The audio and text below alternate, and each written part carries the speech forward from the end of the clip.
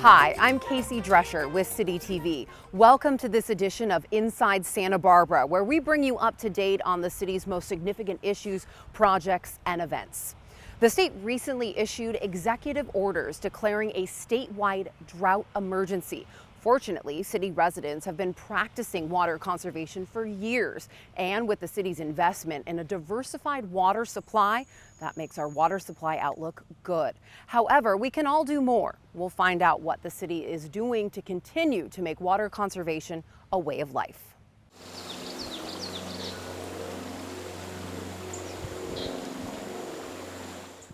The Santa Barbara City Council recently declared a Stage 2 water shortage alert. This is in response to Governor Gavin Newsom's recently issued executive orders declaring a statewide drought emergency and request for California residents to voluntarily reduce their water use by 15%. Currently, over 95% of California is experiencing severe or extreme drought conditions. The water supply situation statewide is really bad. The city's investment has made a huge difference, and so we are not in that same boat. I want to respect that the rest of the state is struggling with that, but the commitment that we've made not only to conservation but to diversifying our supply mix have really put us in a different situation. And so your messaging you're hearing from us is continue to do what you're doing now. We'll continue to keep an eye on our water supply situation, but we are in a good situation right now. We're in a good spot. So the steps that we're taking to support the state are to implement what we're calling common sense water use regulations. So these water use regulations include using a shut-off nozzle when you're using a hose. So if you drop it, the flow of water stops. Also not watering in the middle of the day. That's when evaporation is highest, and we want to really reduce that amount of water waste. So the watering times are after 6 p.m. or before 8 a.m. And then also not hosing down hard surfaces such as sidewalks or driveways. We really encourage a broom in those contexts. If it's something that's needed for preventative maintenance or painting or for health and safety, then there are exceptions for pressure washing or maybe using a mop and a broom instead.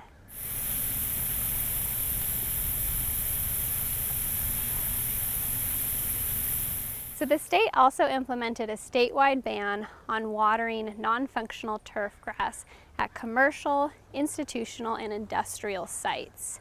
And what they're defining as non-functional is basically it's not a recreated space, it's an ornamental space.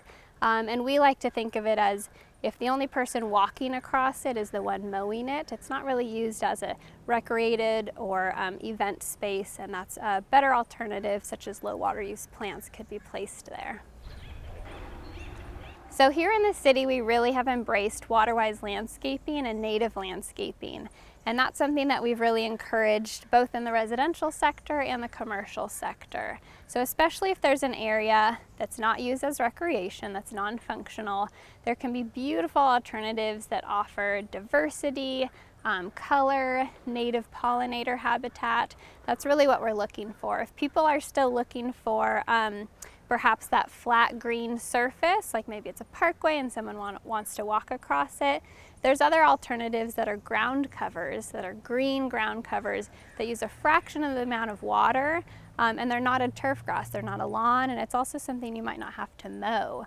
So there's cotoneaster, there's carapia, there's myoporum, there's all kinds of green ground covers that we've seen used widely that people are really happy with as a lawn alternative for something that's really just a flat decorative green look.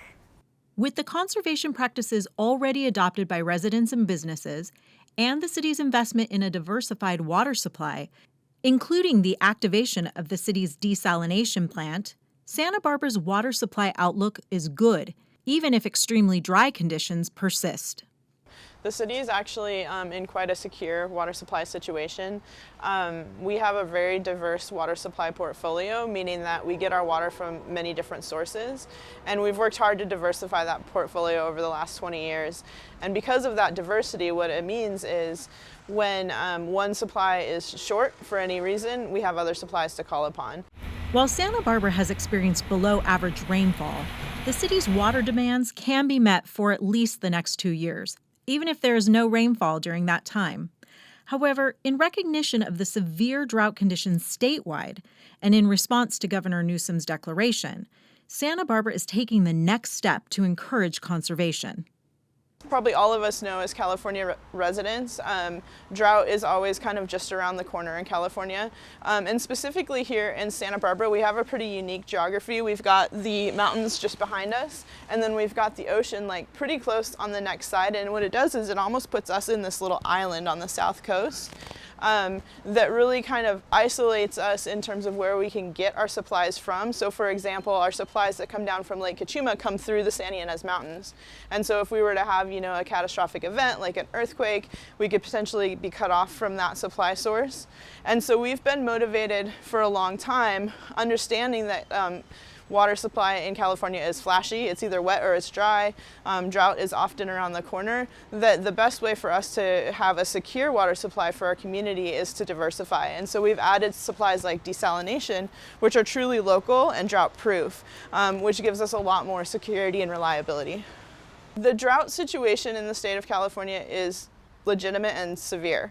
There's been record low rainfall, stream flow is very low, reservoirs storage is low. If you look across the state, conditions are very dry. And that is true even in Santa Barbara. We had 63% of average rainfall this year, so we also experienced a very dry winter. Santa Barbara's diverse water supply can meet demands using a combination of supplies including Lake Cachuma, Gibraltar Reservoir, ocean desalination, groundwater, imported water through the State Water Project, and recycled water. What it doesn't include when you're looking at drought conditions is water supply availability. And so in any given water supplier's area, you have to take the water supply availability and lay it on top of those drought conditions. And so where we stand in Santa Barbara right now is we want to recognize that our water supply situation is secure, and because of the hard work of our community in continuing to conserve and also to invest in abilities to diversify our portfolio through drought-proof supplies. Obviously our desalination plant are operating. We have a recycle water system that's operating, and it makes a huge difference. I mean, desal is providing about 30% of our water, and recycled is another 10%. So almost 40% of our supply is not dependent on rainfall now, which is huge. And it has provided, I think, the safety net that this community needs based on where we live here in California. Santa Barbara residents are currently using the same amount of water used in the 1950s, but with nearly double the population, highlighting the impact of water efficiency and increasingly more efficient building codes. The community's water use currently averages 25% less than pre-drought water use in 2013. So here in Santa Barbara, we've really embraced water conservation as a way of life here.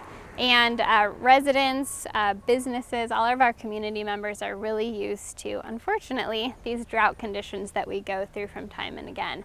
And what we've really seen here is a really dramatic reduction in water use. And that's because we've embraced water efficiency, we have stricter plumbing standards and landscape standards. And so even as our community grows and develops, we're using less and less water, which is really unique to Santa Barbara and to some other coastal communities. So as we look ahead to future droughts, at times it can get harder and harder to conserve, because what we are hearing from folks is we've already gotten there, we've already done enough. And sort of the last low-hanging fruit is the landscape and is the irrigation. We do still see a lot of broken irrigation systems, a lot of waste, a lot of water going onto sidewalks. And that's where we really hope people to focus their attention, is sort of this discretionary water use and this waste, and focus more on preserving trees, preserving established landscapes, and focusing on how they're watering them to make sure it's as efficient as possible. but then also recognize that conditions are severe in the state and that we all need to do our part to use our water as efficiently as possible throughout the state. And the community has really stepped up in the form of conservation. We needed the community to conserve in 2013, 2014, 2015, and they stepped up and they've continued to do it. They've made conservation a way of life. For more tips on how you can conserve water, visit the city's website at santabarbaraca.gov/drought. 15 years ago, the Arroyo Burro Estuary and Mesa Creek were in need of a makeover. In 2007, restoration plans got underway. We'll find out why the project was started and how the area has changed. Okay, are we ready? Pull tight on it. There you go. Got it? 1, 2, 3. Yay! 15 years ago, Santa Barbara's Creeks Division completed the Arroyo Burro Estuary and Mesa Creek Restoration Project. The project restored the creek and estuary's riparian habitat, improved the water quality in Mesa Creek, the estuary, and at the Arroyo Burro Beach. This restoration project has a really long history. Some of the initial funding for this project came from the California Coastal Conservancy, and it was well in advance of our finish date of 2007. In fact, funding became available soon after the city established the Creeks Division. And it was conceptually thought of as there was a great opportunity to provide improved access into the Douglas Family Preserve, as well as improve habitat in the Arroyo Burro Estuary. Not much more had really been defined, and so to initiate this project, we began looking at access improvements, we began looking at estuary restoration, habitat opportunities, and over the course of about a 2 or 3 year planning period, actually came up with the design for the project. 15 years ago, we did a restoration project here, and at that time, the main goals were to expand the size of the estuary and to remove a portion of Mesa Creek that was in a pipe and restore 300 feet of creek channel. And that was to improve habitat and water quality. Water quality was a main focus of the project due to some water quality issues at Henry's Beach at the time. In the year 2000, the city of Santa Barbara was facing a lot of water quality impairment at our beaches. And so there were a lot of beach warnings and beach closures because of water quality problems. This location was one of those hot spots. And one of the reasons for that is urban runoff that's getting into the estuary. So this project was designed as a natural way to improve water quality with the urban runoff problem. To improve water quality and habitat, the Creeks Division daylighted the creek. Or in other words, remove the creek from being in a pipe since the 1950s. So when you have water go through a pipe, no plant can access that water, right? And so most animals and critters don't like to live in concrete culverts. Even if they're waterborne creatures, there's not a lot of good habitat in there and it's super dark. And so for those reasons, removing the pipe creates a very big lift in benefit from the existing condition. In a pipe, you have hardly any habitat value, and outside of a pipe, as you can see around here, we have full-grown mature trees, we got singing birds, we got bugs and critters that can live in the creek water, and then the creek water is allowed to infiltrate into the ground, and that helps with treatment. And we found that inside culverts that bacteria can actually grow more just because it's a good environment, it's still. So from a pollutant standpoint, it's good to have natural bottomed creeks as opposed to concrete. What's also happened in Mesa Creek is we have a lot of groundwater that was kind of the base flow of that creek that was not getting into the pipe and not diluting the urban runoff is now mixing with that runoff. So it's diluting it, it's reducing the pollutant load. The plants and the microbes in the soil also help to reduce the pollutant load. And what we're finding now is where we had a consistent hotspot for pollution coming down out of that pipe is now consistently clean water. That limits the number of beach warnings that we have at Henry's Beach. It limits algae blooms in the estuary, so it improves the estuary environment for all the aquatic organisms and fish that live in there. And so this project has really been a success story in how you could achieve water quality improvement through naturalization and environmental restoration of the creek areas. Daylighting the creek was the first step of restoring the area, but it was just the start. We redug out the entire creek area and replanted that with thousands of native plants and trees. We had community planting days where young people, old people, families came in and planted thousands of native plants. Those have all grown in now to the point that we have essentially a natural riparian corridor. Some of the trees are over 40 feet tall. So 15 years, that's what it takes to go from zero to a natural creek system.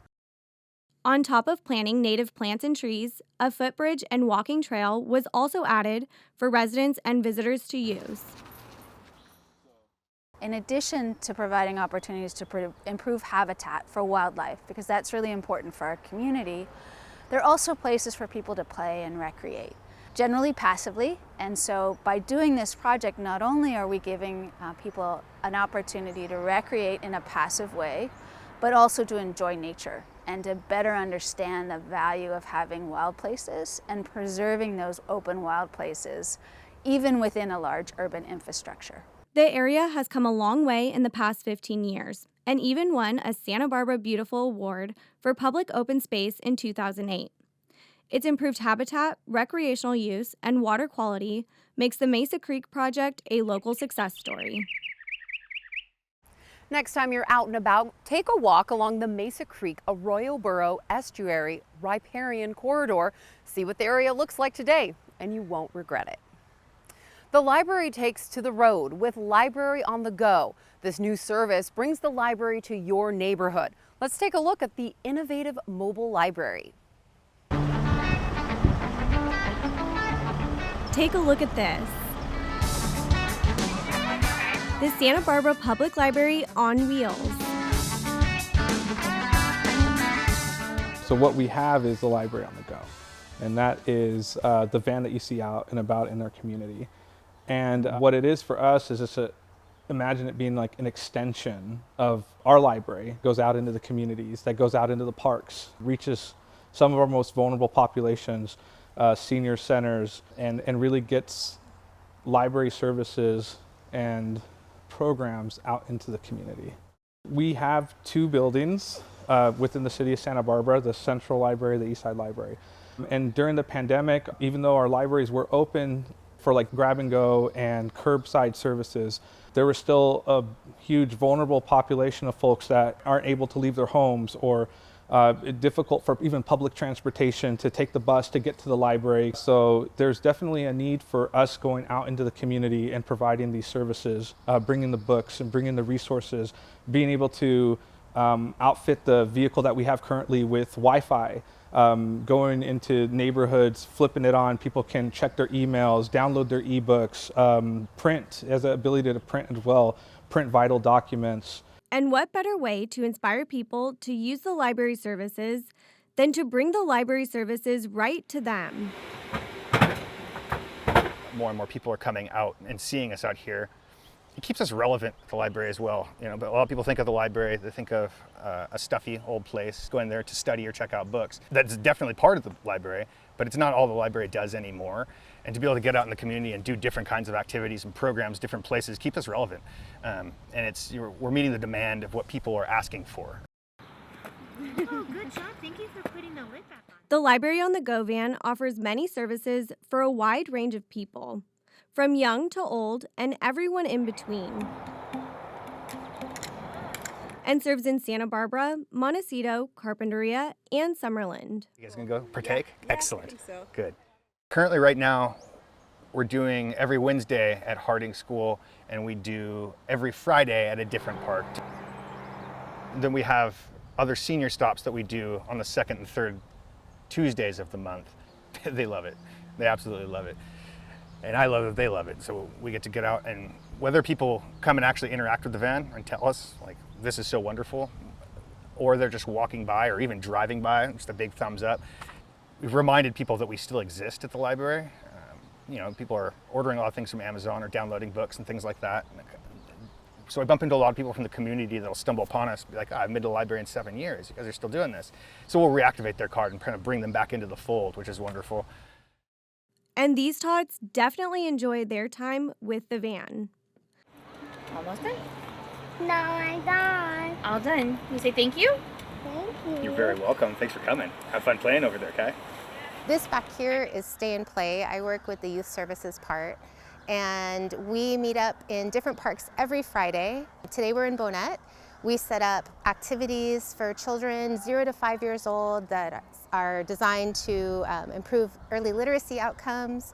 We also do a lot of intervention with caregivers, so we're supporting them in helping them find resources they need to be better caregivers or to improve access to education and professional development as caregivers. Another great part of the Library on the Go van is if you don't have a library card and want to participate, you can make one on the spot. Welcome to the library. Thank you. You're welcome. The van is also equipped for those who speak Spanish, making the van inclusive to all our residents. So when we do schedule the van stops, we try to have at least a bilingual speaker there. And even our collection has variety in it where it's also, we bring Spanish items with us. The program was funded by the Women's Fund, an anonymous donor, and some library trusts. And because of its success, there will be a second van headed our way in the near future.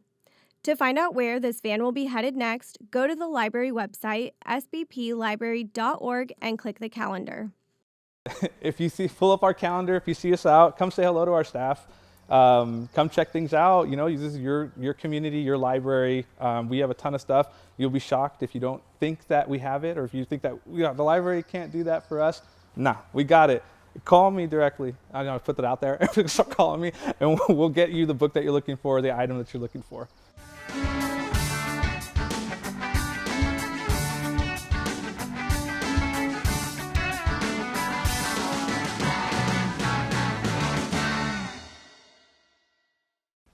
If you see the Library on the Go van in your neighborhood, stop by and catch up on some reading or say hi to the friendly library staff. We'll be right back. Soy bolsadera, también los ayudo a los clientes. Me gustó el trabajo, todas las personas muy amables. Y me sentí contenta y muy feliz porque sabía que iba a ser más independiente, a socializar con la gente de la comunidad. I like to be independent. And I like to meet people. Well, what I would say to someone considering taking on a paid internship is that it is a no-brainer.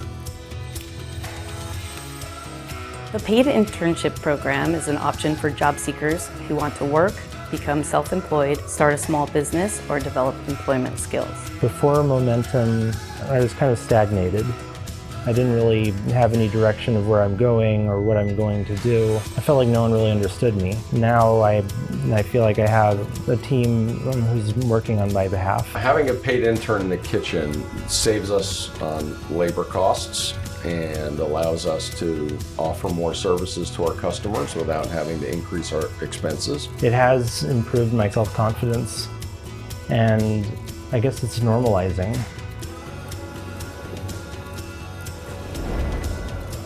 We got almost 1,130 boats in the harbor and generate a lot of trash, lots of restrooms to clean. They do an exceptional job. It's awesome to see how the coaches leading these crews are looking out, the guidance they're giving, directions, making sure people are staying on task, and Momentum Work Inc. is a part of that. Job inclusion has helped bridge the gap in the rare instances where there's been, questions that are hard to broach. It was very helpful to have someone that could use those skills and techniques to, really drill down to what is actually going on here. You may be put off with the idea of the unknowns of working with someone with disability, and all I can say is give it a shot, and you will find that you will have one of the hardest working, loyalist employees you could ever have.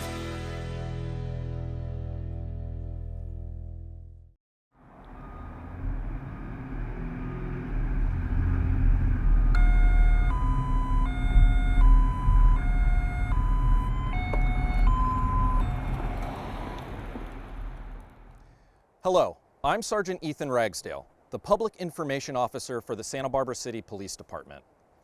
That unique sounding siren you just heard is known as the high-low siren. It is used only to alert community members of a need to evacuate during an emergency or natural disaster. The Santa Barbara Police Department has recently outfitted our fleet of police vehicles with this new siren tone. This unique sounding siren is different from those you would normally hear when an emergency vehicle is responding. By implementing this new siren tone, it allows officers to make quicker evacuation notices. This can save time and lives. If you hear this siren in your neighborhood, you need to be prepared to evacuate immediately. We recommend tuning into a trusted news or social media source, and also sign up for emergency alerts by visiting the Santa Barbara County Office of Emergency Management webpage. Thank you for your time.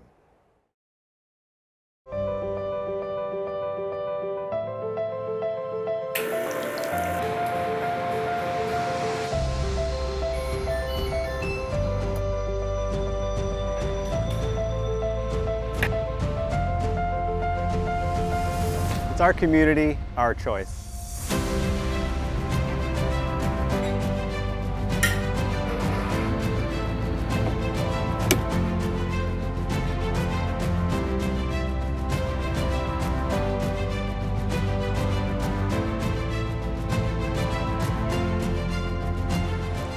We're choosing to make a difference every day.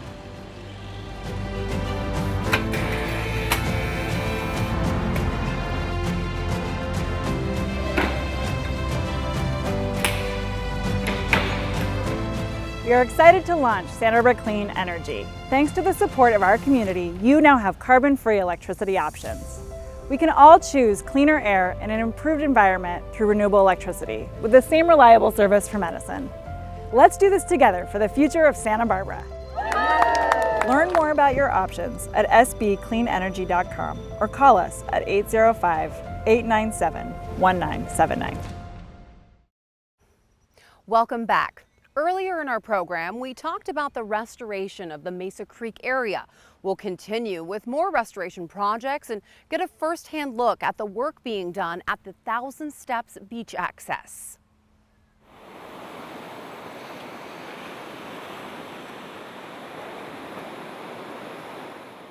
At the end of Santa Cruz Boulevard off Shoreline Drive, a now renovated community favorite nears its 100th birthday.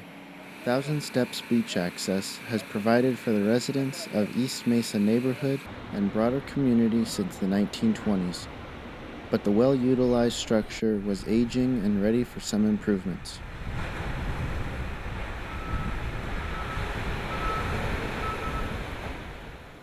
So the steps were designed in 1923 by the City Engineering Department. In 1925, the steps were completed by Sam Hunter.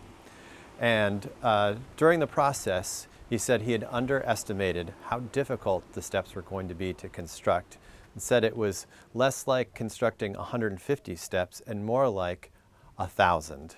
That really stuck with the community, and that's why today this beach access is known as 1,000 Steps. I think it's important to the community based on, one, it's unique. It's not like the other steps that are more wood and steel and a little bit more industrial looking.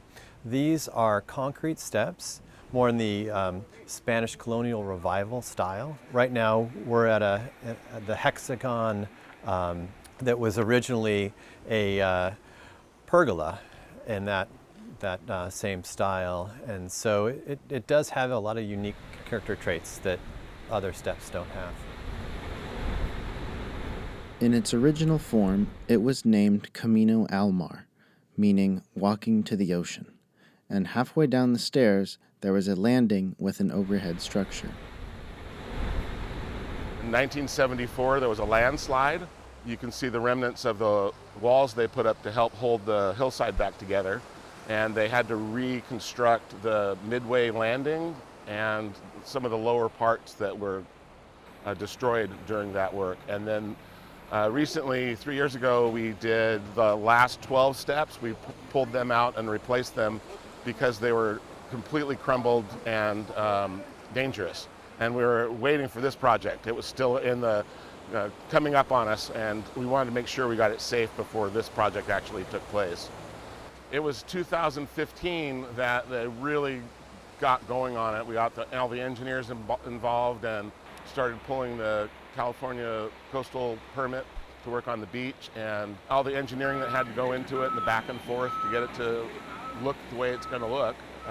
And here we are. And then COVID hit, so that kind of threw everything off. A unique set of challenges presented themselves in the planning and construction phases. The many improvements made to Thousand Steps were done with the primary objective of enhanced safety for its users.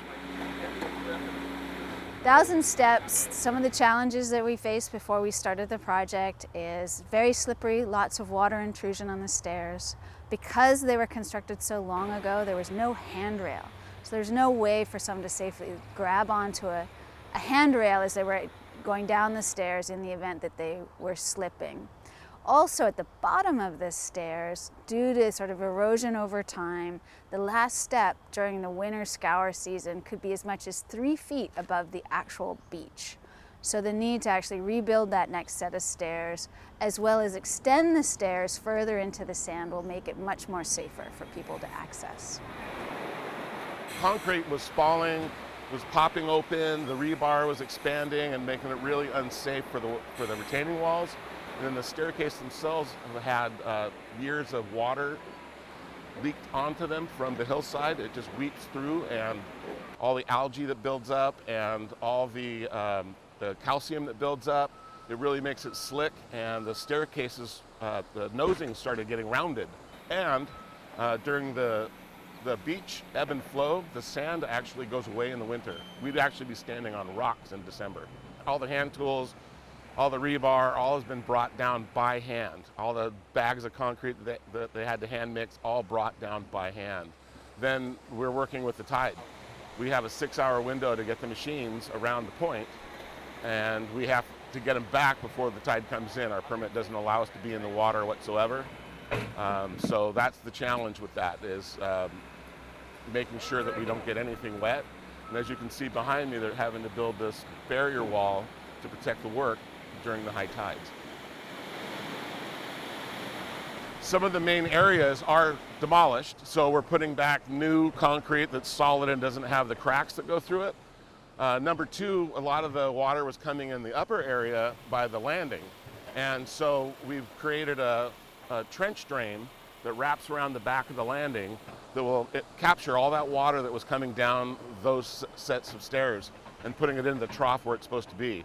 And right now it's 80% drier than it has been. So the crew will end up chipping out all the little troughs on the sides of the stairs, and it still will be a little bit wet, but we've got it functioning right now like it's supposed to be. We've gotten a lot of positive feedback from the community. I think that everyone has been waiting for this to happen for a long time, and it's a difficult process. It had to go through the California Coastal Commission, but we're really happy to get it started, and we've gotten great support from the neighbors and the community. The process is about a 3-month timeline. Santa Barbara is blessed with having beautiful beach year-round, changing beach conditions, but also many people that live in residential areas adjacent to the beach. So having coastal bluff access points in a number of locations means that more people can access the beach easily without getting in their cars and traveling a long distance to get to the beach.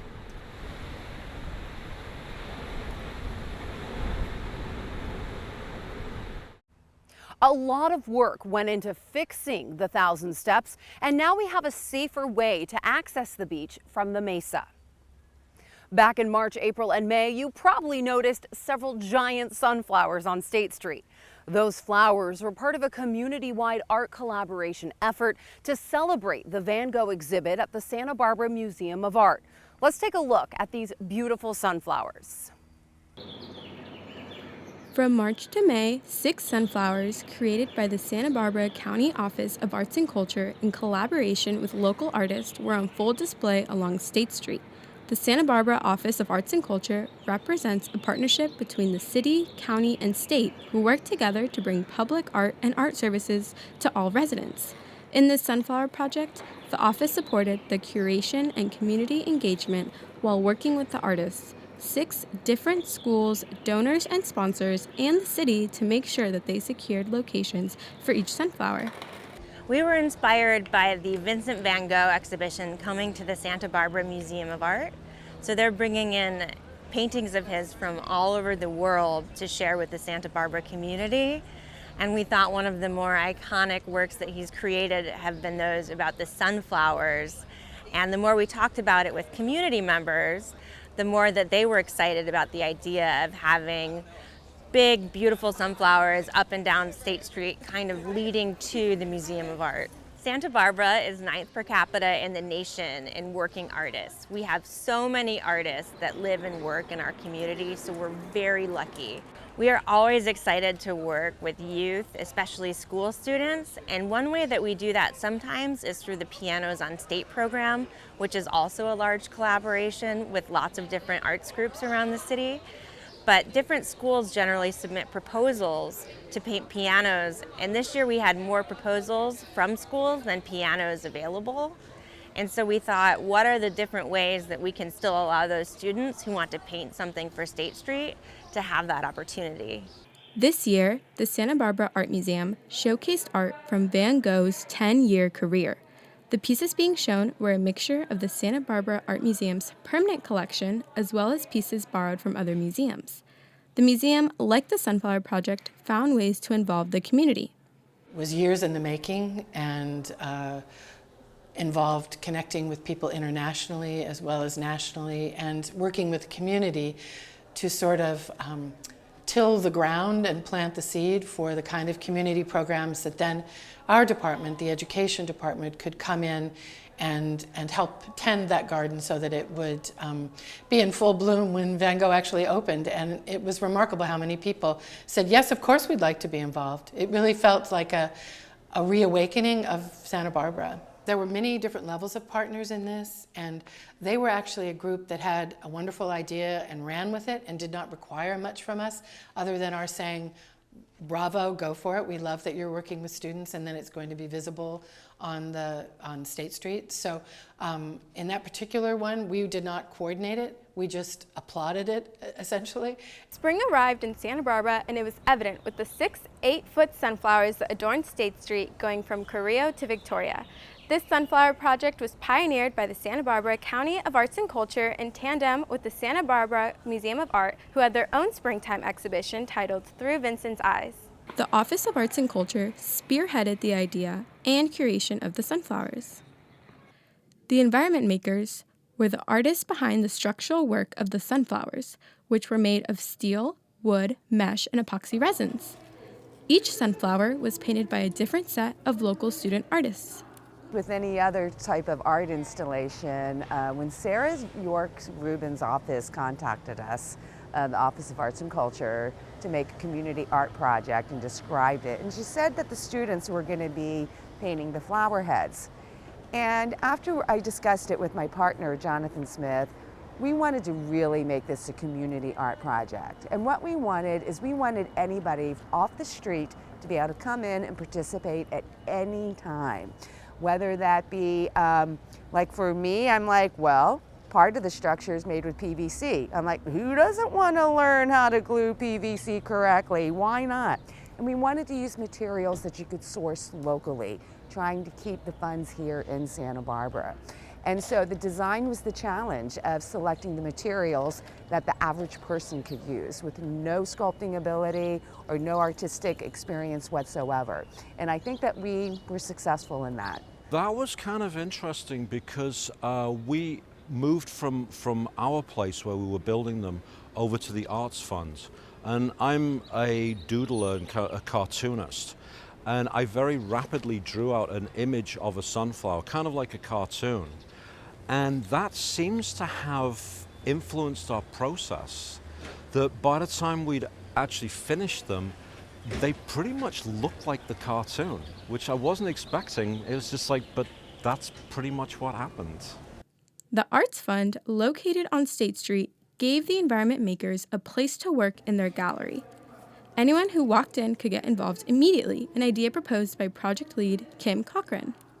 Process was based on these volunteers and the students painting the flowers. And so that was the beauty of it. We could have made this all by ourselves and done our usual thing, but we didn't want to do that. So we spent the time and we spent the money and the funds to be able to open it up. 2 of them were college-age students. One of them was a mother of a 10-year-old. She had never sculpted anything in her entire life. And she saw us working in the window at the Arts Fund. And she's like, can I do some? It's like, sure, come on in tomorrow. She made 12 leaves, and 12 of these petals she made. She was bummed there weren't more ready for her to make. Each sunflower was painted with the collaboration of students from Dos Pueblos High School, Goleta Valley Junior High School, La Colina Junior High School, Santa Barbara Junior High School, Santa Barbara High School, and San Marcos High School. The students became involved as the environment makers finished building the sunflower heads. The students were in charge of painting the sunflower heads and enjoyed artistic freedom to create their unique look. I remember it was just like the boxes arrived back, and I was working on another project that day, and arrived back in the evening. I remember opening up these boxes and kind of scared about what we were going to find. And then they were fantastic. It was just like, what I really like about that is that they all had the same materials, they all had roughly an identical sunflower head, and they all did radically different things with them. It's fantastic. It's just like, I love the one further down the street that way where it's just like, hey, it's a Van Gogh thing, so they've kind of painted it in a Van Gogh style. It's just like absolutely marvelous. I mean, my hat off to them. Being in the Visual Arts and Design Academy, or VADA, at the high school allows me to join a lot of different local opportunities. We tried a lot of different things. We gained a lot of inspiration from some pictures of sunflowers and some from Van Gogh's pieces specifically, but we really wanted to try something new and try something experimental, so we just tried to play with color and see what happened. I work right next to where they put the flowers, so I didn't know where they'd put it, and then I went to work one day and it was right there, so it was pretty wild, right in front of the museum, so it's pretty special. While the sunflower sculptures were taken down in May, the Office of Arts and Culture hopes to relocate them to the Jardín de las Granadas this summer. Thanks to all those involved in the making of the sunflowers. The Parks and Recreation Department partnered with the Santa Barbara Unified School District to offer a 6-week community program that gave teens a fun and safe place to hang out in the evenings. This summer, on Wednesdays, Thursdays, and Fridays, teens participated in the first ever Santa Barbara Summer Nights. This is a free program, pilot program, Summer Nights 2022. The goal was to mimic something that we see in other metropolitan cities. They usually call it Summer Night Lights, and it's just one night of a week, typically Fridays into the late evening. And so we wanted to take that concept and expand it to 3 nights a week. So over the course of the 6 weeks that this program is going to operate, we actually alternate activities with things coming back that become more popular. So it could be anything from flag football to baseball to kickball to dodgeball. We've got mural art going on behind us, so they're doing a new mural for the junior high. We have art activities. This Friday we have some self-defense classes. And then one of the great things is we were able to add in a food element too. So people that participate in this actually get a free meal every night that they come to the program. The program was created to combat youth violence and give teens a fun place to hang out in the evenings. So initially it was geared towards teens and older teenagers, younger adults, because there's not a lot of programs for them in the community. I think there's so many kids participate in summer camps and summer school programs, but there's really nothing from that afternoon into the evening, and specifically for teenagers. So we geared it towards teenagers with the understanding that if parents wanted to come and bring their siblings, we welcome everybody, and it's free, and so we just want to see people recreate in a safe place. I actually am pretty jealous myself that this program exists now. as opposed to when I was a kid and going to school here at La Cumbre. We were hungry for stuff like this. It was hard for us to find positive things to do back then, you know, not like today. This free, safe program was made possible by the City of Santa Barbara in partnership with the Santa Barbara School District. Well, we had a joint school board and council meeting back in 2018. We did that about 2 times a year. And I had mentioned that the school district and the city have other opportunities to partner together, and what are some opportunities that we could do that. After the meeting the next day, Ismael Huerta from the school district reached out to me and said that he'd been thinking about that, and he had this idea going back almost 10 years where he had tried to build a family summer nights program here because it had worked in his hometown. And it hadn't really gotten the traction yet, and so we met pretty quickly after that, talked about it, and it seemed like a great idea. And before we knew it, one meeting led to another, and the doors kept opening. And we had the program, we had the basic foundations for it set. Unfortunately, due to COVID, we had planned to do this in 2020, but then we decided, obviously because everything was shut down, to wait it out and then reinvigorated it about a year ago to plan for this summer.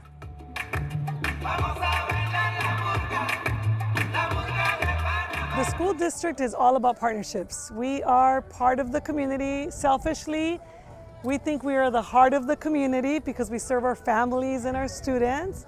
And we think that that's one of the most important things any community, society should have.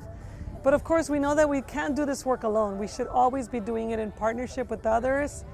The city is such a natural partner for us with our resources, and the fact that we all serve the same families, I think really matters. The event was held at La Cumbre Junior High with an invite extended to all teens and families in the city. So we chose La Cumbre because we know that many of our students need a place to go and build community with other students, develop some skills over the summer. We also know that there's a need to feed some of our families in this part of town, and this just seemed like the logical place. So when we started the program, we wanted to feed everybody on the first night and the last night. So we were getting free food from the Santa Barbara School District Food Services Program. The first night it was funded by No Kid Hungry, which is a local nonprofit in town.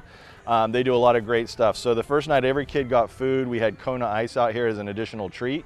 But a lot of kids do go hungry in this community. And during the school year and even in some of our summer camp programs, there are programs that provide food to kids that don't have those opportunities. So sometimes they get a breakfast and a lunch. This brings that dinner element. And I would say any program where there's free food, you should have a higher participation rate. So if nothing else, if it gets more people here to participate in this program, that's a win-win. The program not only provided a meal to those in need, but also helped foster social opportunities that were lost during the pandemic. There's significant challenges that our kids faced over the past 2-3 years. In particular, most of the kids weren't able to go to school, so they were socially isolated. And we also have, just as a society, a newfound importance on open space and outdoor recreation. And a lot of times there isn't that much access to outdoor open spaces, especially when you're living in denser urban neighborhoods within our city and other cities. So to have this opportunity to be outdoors is just something that's invaluable, and it was lost during that time when our kids were isolated. So it's a chance for them to interact with each other and start to rebuild those social skills and interaction skills that they have in person rather than just online. Coming out of the pandemic, many of our kids have been indoors, tied to devices. We need to get them out. We need to get them outside and moving, just like we have with all the activities that the city's providing. With the last couple of years, it's been tough to try to get out and do things, but now, because of our partnership with the schools, we're able to hold programs like this that hopefully keep the youth out of trouble and also keep them healthy. Overall, the pilot program has been successful, and the city is already planning next year's event. Everyone was really excited. Many of us knew the work that it took to get here. A lot of the community just showed up because they'd heard about it. But to have the Zumba classes got everybody energized, there was the prizes, there was the food. There was a really positive energy, and it's something to do rather than being at home or not having any opportunity to really engage with your neighbors. So I think it was really something that people were looking forward to. And hopefully they'll keep coming, and we have it through July, just to have multiple weeks in the evening is just really invaluable. And so again, I think the community is supportive of it, they wanted it, and we're going to have some lessons learned and be able to replicate it next year, both here and hopefully other areas. It looks like Summer Nights was a great success. We'll look forward to next year's event. That does it for this episode of Inside Santa Barbara. If you have any questions or comments about the show, give us a call at City TV at 564-5311. If you missed something, don't worry. You can watch the show online at santabarbaraca.gov. I'm your host, Casey Drescher. Remember to get involved inside Santa Barbara.